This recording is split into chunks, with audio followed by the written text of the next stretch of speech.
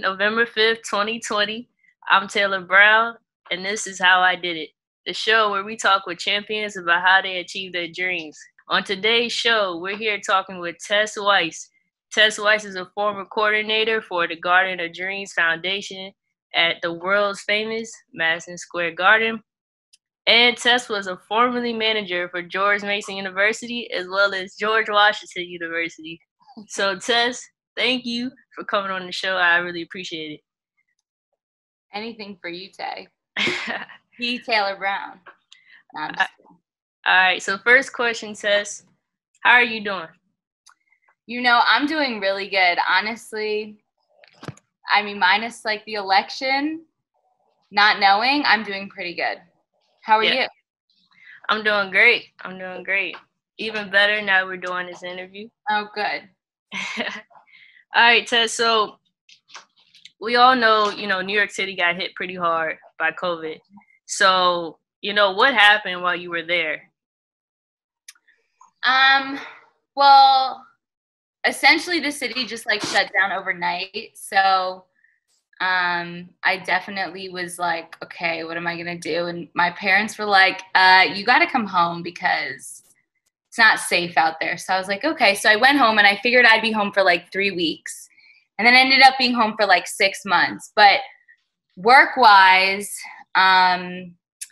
they were like, yeah, everybody's working from home indefinitely. And every event that I was working on was going to turn somehow virtual. So they like sent us laptops overnight and we just continued to work until August when they laid off like 30% of the corporate office. And unfortunately, I lost my job. So that's how the pandemic hit me. So, and New York. Got you. So what has COVID, the pandemic, done in general? What has it done to sports? Well, it's changed everything because if you think about sports, like what's a huge part of sports is having people watch it, right? Like playing a game in front of no people is a lot different than playing in front of, 15 or 16,000 people like there were at the Garden. So, I watched it happen. I was at the Garden, March 10th for the Big East tournament, and I was there and there were people there, and then the next day they were like, the rest of the tournament is canceled and there'll be no fans. At first it was no fans, and then the whole thing was canceled. So a short of playing with no fans, right, sports is different, right? You don't have people coming into the arena, you don't have to have activations on the concourse, you don't have to have pregame, postgame. So the whole everything that I did for Madison Square Garden for the Rangers, it was completely changed because we didn't have access to the games like we used to. So I think sports has changed completely. But we do have things like the bubble and the wubble and people playing sports in front of no fans. But I think that really takes away from what the whole point of it is. Right. All right, Tess, so, you and I go way back, George Mason, since 2016. So what are you doing now? Well, I'm just trying to make it. No, I lost my job and I was like, okay, what am I going to do? I knew I wanted to leave New York. And so I decided that I wanted to come back to the DMV, but I needed a job. So I just kind of put my feelers out there and decided to change career paths for the time being. And now I'm working as a coordinator for a home health agency. And my side job is that I work with teens in like a youth group setting. So I'm kind of doing a little bit of what I did at the Garden minus like the whole sports thing. But I felt confident enough to like take a pivot from what I was doing because my main thing was like that I needed a job.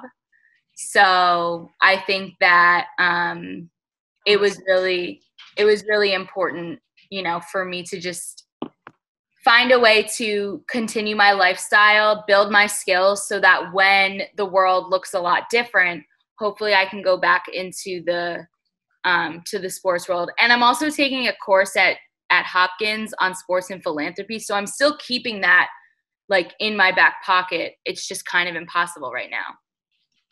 Understood, understood. So again, for everybody that's watching, we're here with Tess Weiss, and this is how I did it. So Tess, next question. I mean, that's interesting you brought that up. You're taking a course. So I wanted to ask you, are you done with sports? Like, has this like completely, like kind of killed it for you, or you still want to stay in sports in the future? Yeah, I mean, I don't think it killed it for me. I think it killed the Garden and New York for me because I really thought I had it figured out. I was like, this is what I want to do. This is where I want to be. I'm going to rise all the way up at this company. And, but to be honest, when something happens like that, you're like, okay, I don't have to stay there. Like my life is still going to be good. I think I want to get back into sports eventually, but I would have to continue to do like the philanthropy side of it because I mean, sports can do so much for the world and it's not all about making money. So, I mean, that's how I feel. Yeah, understood, understood. So Tess, you and I are connected on LinkedIn, and about 3 weeks ago, I saw your message, and I really appreciate it because you put yourself out there, you're honest about the situation. So if you don't mind, I'm gonna go back and read that message. I have a question about it. Okay. All right, so here we are 3 weeks ago. Tess goes, what a crazy time, dot, dot, dot, dot, dot. I never would have imagined what would happen during this time, but I feel grateful and hopeful for the future. As many of you know, I was recently let go from the Garden of Dreams Foundation at Madison Square Garden Company, along with my incredible team and so many other hardworking, capable colleagues. While this was initially a very sad and disheartening moment, I chose to take a step back and figure out what would be next for me. I decided to take a leap of faith and step outside of the sports and entertainment space for a role that continued to allow for the creation of impact. While this role might look and sound different, the values of this role remain the same. My end goal is to always create impact and develop a strong community. For those of you looking for a job or are finding yourselves lost in this process, take a step back and think about what matters to you most. Success should be measured by staying true to your values and morals and not just about the momentary amount. So stay tuned for what is next. Appreciate that post Tess. So my question is, what do you mean by the creation of impact? So I didn't even know what impact was like until I started working for the Garden. So impact, I think, is when you're able to kind of leave a mark on someone, and not just you as an individual, but your organization or your program or whatever you do. And when I was at the Garden, I was able to create a lot of impact with a lot of kids by creating experiences that they wouldn't have had otherwise. So I think that in whatever role that I take, what I meant by that was in whatever role I take, I have to be able to help someone improve their quality of life, right? So now I'm working with like old people. And while it's very different than working with the kids of New York City, I'm still helping them improve the quality of their life. I'm giving them an opportunity to, my company is giving them an opportunity to get services that they maybe wouldn't have had, right? So bringing someone into their home to help them become more independent or able to do things on their own. So it's kind of like a lot less glamorous, but it is truly the same thing. And even on with my part-time job, working with teens, I'm able to give them the time and space to figure out who they are and the type of people that they want to be. And to me, that's the most important. Gotcha. Sounds good. So, do you miss New York, Tess? No. It's dirty. No, no, I don't. I don't, because I was there for 4 years and I lived in lots of different apartments in lots of different boroughs. And I think the thing I don't like about New York is people are just not nice, Yeah. I mean, living in the city was really fun and it had, all of its perks. But when I thought about like going back to the city, like mid-COVID, I said absolutely not. And I think also it was really good for me personally to get away from the tri-state area, living with your parents is not easy. Living, with your friends that you've had forever is not always easy. So I wanted to come to a place where I could kind of start fresh. And this isn't like really starting fresh because this is like home to me, but I'm living in a new city, like new job, new everything. So I really kind of just wanted that. Understood. Understood. Again, for everyone that's watching, we're here with Tess Weiss, and this is how I did it. So, Tess, just a few more questions left. All right. So, next question: what's the biggest lesson that you learned from COVID? It's tough, right?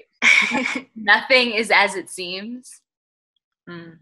And I think, everything happens this is so corny, but everything happens for a reason, because I probably would have sat in that chair in the garden, living in a shoebox apartment for years and never thought to change.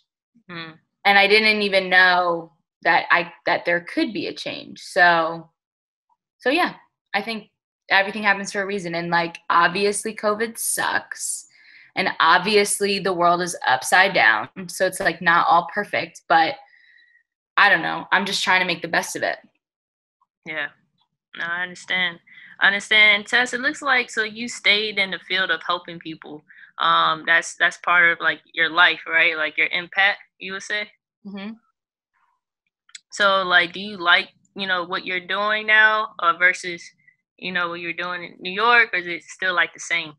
I miss my job. I miss being at the garden, and I miss the perks that go with that. But I'm happy that I have a job. Like, I know people who are unemployed for months because of COVID. So, I'm happy that I have a job. I'm happy that a hiring manager saw something in me, right? Because I interviewed for hundreds of jobs and didn't get any of them. So,